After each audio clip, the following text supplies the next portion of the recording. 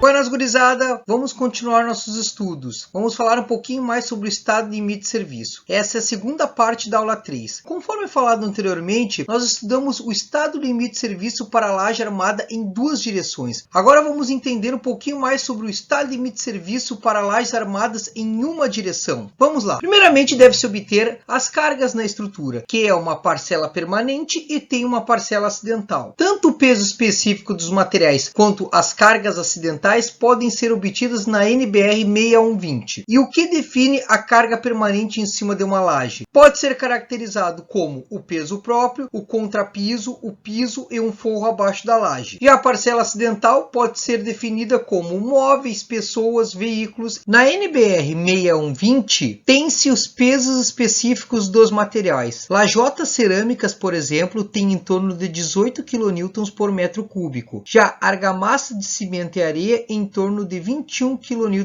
por metro cúbico. O concreto armado pode ser caracterizado como 25 kN por metro cúbico. Então, para encontrar o peso específico por metro quadrado, deve-se multiplicar o peso específico dos materiais por sua altura. Por exemplo, uma laje com 12 centímetros, se multiplicar pelo peso específico do concreto armado, que é 25 kN por metro cúbico, tem-se 3 kN por metro quadrado. Em relação às cargas acidentais, aqui tem-se alguns exemplos de cargas por metro quadrado. Por exemplo, bibliotecas pode ter até 6 kN por metro quadrado ou 600 kg por metro quadrado. A verificação do estado limite de serviço consiste em estudar a deformação da laje ou da viga em questão. Assim, tem-se a seguinte equação para a flecha de curta duração: F de T igual a zero igual ao K vezes a carga de serviço vezes o vão elevado na quarta potência dividido pelo módulo de elasticidade secante e dividido pela inércia equivalente. Lembrando que K é um coeficiente relativo à vinculação. Agora vamos entender o que são cada uma dessas parcelas dessa equação. A carga de serviço nada mais é do que uma combinação entre a carga permanente e a carga acidental vezes um coeficiente ponderador, o psi2. Pode ser encontrado na NBR 6118 desta tabela. Para poder calcular a deflexão de um elemento,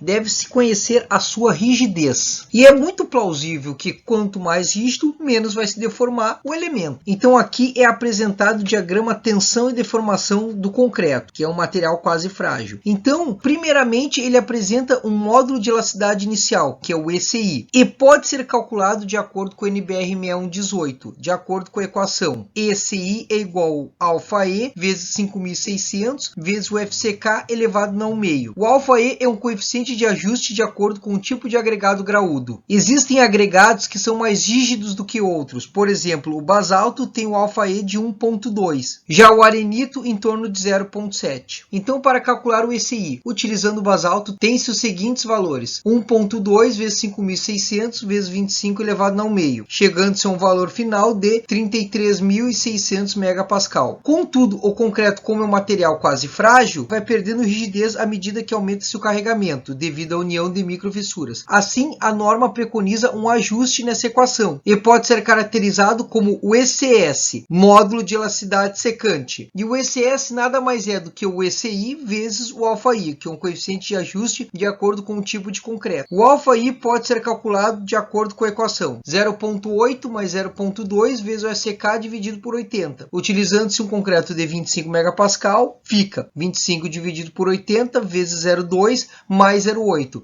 chegando-se no αI em torno de 0,86. Deve-se multiplicar o módulo de elasticidade de 33.600 por 0,86 e chega-se num valor de 28.896 megapascal para o módulo de elasticidade secante. É corriqueiro na engenharia utilizar kN por centímetro quadrado. Desta forma, pode-se transformar de megapascal para kN por centímetro quadrado, chegando-se a um valor de 2.889,6 kN por centímetro quadrado. Também é necessário conhecer a resistência à tração média do concreto, que pode ser encontrado de acordo com a equação 0,3 vezes o SK elevado na 2/3. Então, 25 elevado na 2/3 vezes 0,3 chega-se a um valor de FCTM de 2,56 megapascal. Para calcular a flecha, deve-se conhecer o máximo momento que a estrutura suporta antes de fissurar. Desta forma, tem-se a equação 0,25 vezes vezes o FCTM, que é a resistência à tração média do concreto, vezes o BW, que em lajes é a cada 6 centímetros, e o H, que é a espessura da laje em centímetros ao quadrado. E após calcular o momento de fissuração,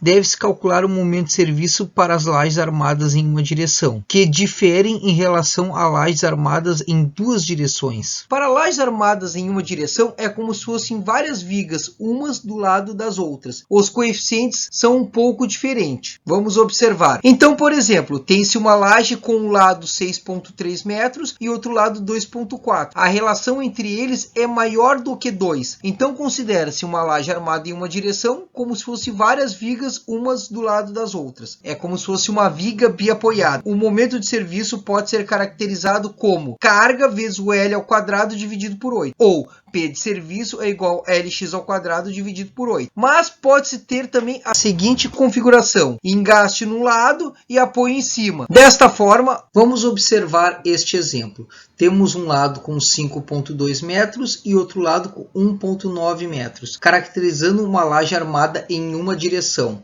Assim, nessa configuração tem-se um lado totalmente apoiado, que é este lado. E no outro lado ele está engastado. Assim, temos a seguinte configuração para o cálculo do momento de serviço: apoio e engaste. O momento de serviço pode ser calculado de acordo com a seguinte equação: 9 vezes a carga de serviço vezes o vão menor ao quadrado dividido por 128. Podemos também ter o seguinte exemplo: uma laje com um lado 5,2 metros e o outro lado 2,5, caracterizando uma laje armada em uma direção. Nesse caso, temos engaste neste lado e engaste no outro lado, caracterizando uma viga biengastada, que pode ser observado neste slide. Assim, o momento de serviço pode ser calculado de acordo com a seguinte equação: carga de serviço vezes o vão menor ao quadrado dividido por 24. O último caso para lajes armadas em uma direção são as marquises, caracterizadas como lajes em balanço. Neste caso, temos apenas um lado engastado e outros lados livres. E o momento de serviço pode ser calculado de acordo com a equação: momento de serviço igual a carga de serviço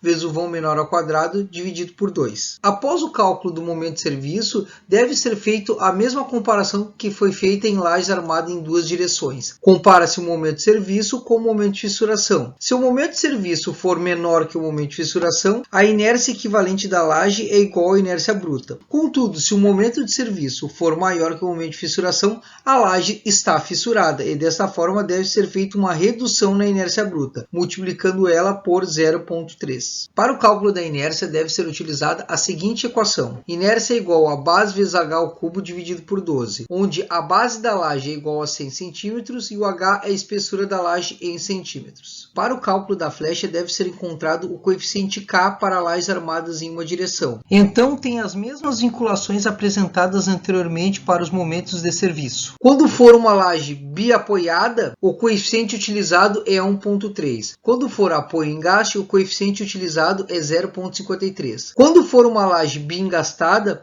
o coeficiente é 0,26. E por último, quando for uma laje em balanço, o coeficiente é 0,125. Assim, para calcular a flecha de curta duração, basta apenas multiplicar K pela carga de serviço vezes o vão menor elevado na quarta, dividido pelo módulo de elasticidade secante e dividido pela inércia equivalente. Após calcular a flecha de curta duração, deve-se calcular a flecha de longa duração. Assim, utiliza-se a seguinte equação: flecha de longa duração é igual a 1 mais o αf vezes a flecha de curta duração, onde o αf é 1,32. Após o cálculo da flecha de longa duração, deve-se calcular a flecha admissível, para posteriormente comparar os dois resultados. Sempre que a flecha admissível for menor que a flecha de longa duração, deve ser ajustado à altura da laje, pois estão ocorrendo deformações excessivas no elemento estrutural. Buenas gurizada, por hoje é isso. Um grande abraço, até a próxima aula.